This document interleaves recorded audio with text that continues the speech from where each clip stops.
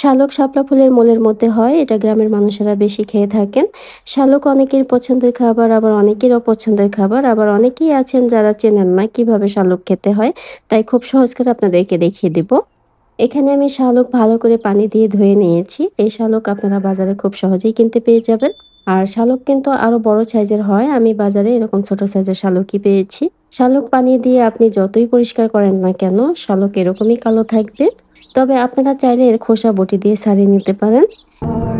You were the best, but you were the worst. As sick as it sounds, I loved you first. I was addicted. পর্যাপ্ত পানি দিয়ে এখন শালক সেদ্ধ করে নিব। এই শালক অনেকটা আলু সেদ্ধ করার মতো সেদ্ধ করে নিলেই হবে। তবু বুঝতে কষ্ট হলে যখন দেখবেন কোনো একটা শালকের খোসা সেদ্ধ করার সময় ফেটে যাচ্ছে, তখন বুঝবেন শালক সেদ্ধ হয়ে গিয়েছে। এখন শালক ঠান্ডা করে নিব, অথবা আপনারা চাইলে ঠান্ডা পানি দিয়েও ঠান্ডা করে নিতে পারেন।